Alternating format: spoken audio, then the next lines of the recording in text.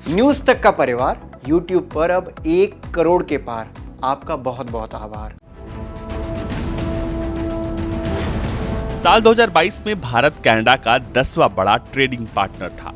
वित्त वर्ष 2022-23 में भारत ने कनाडा को 4.10 अरब डॉलर का सामान निर्यात किया था, जबकि कनाडा ने भारत को 2022-23 में 4.5 अरब डॉलर का सामान निर्यात किया।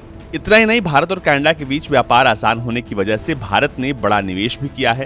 कनाडाई पेंशन फंडों ने भारत में 55 अरब डॉलर का निवेश किया है, जबकि कनाडा ने साल 2000 से लेकर अब तक भारत में तकरीबन 4.7 अरब डॉलर का सीधे निवेश किया है।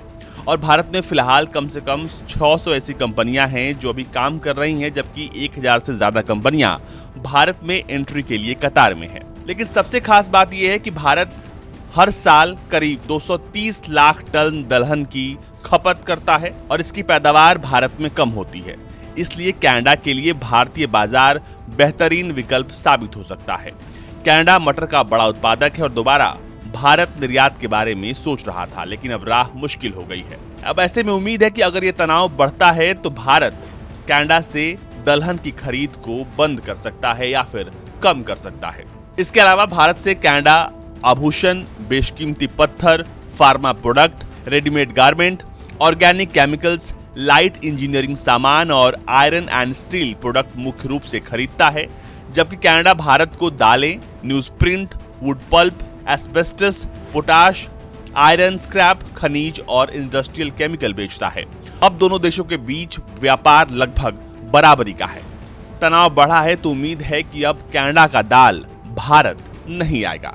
अगर भारत नहीं आता है तो ऐसे में ये मुश्किल कनाडा के किसानों के लिए बढ़ जाएगी, क्योंकि अब उनके दाल का कोई इतना बड़ा खरीदार मिल ही नहीं सकता, क्योंकि भारत हर साल करीब 230 लाख टन दलहन की खपत करता है और भारत कनाडा के लिए सबसे उपयुक्त बाजार है। अब इसी को देखते हुए दोनों देश एफटीए को लेकर बातचीत कर रहे थे, लेकिन अब दोनों के देशों के बीच खटास बढ़ गई है।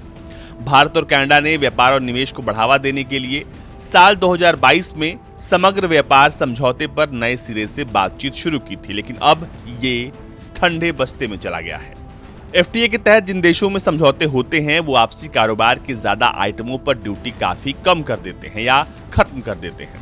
भारतीय कंपनियां कनाडा के बाजारों में अपने टेक्सटाइल और लेदर के सामानों की ड्यूटी फ्री पहुंच की मांग कर रही हैं, जबकि कनाडा की कंपनियां भी चाहती हैं कि भारत में जो सामान भेजती हैं उस पर ड्यूटी कम लगाया जाए, लेकिन अब ये राह मुश्किल लग रही है। कनाडा अपने डेयरी और कृषि उत्पादकों के लिए भारतीय बाजार खोलने की पहले से ही मांग कर रहा था, लेकिन बीते कुछ दिनों में हुए घटनाक्रम को देखें तो अब मुश्किलें बढ़ती हुई नजर आ रही हैं।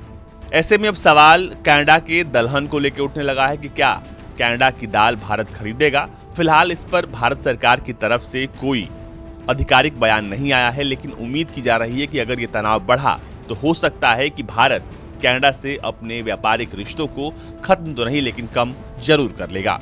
ब्यूरो रिपोर्ट, भारत तक।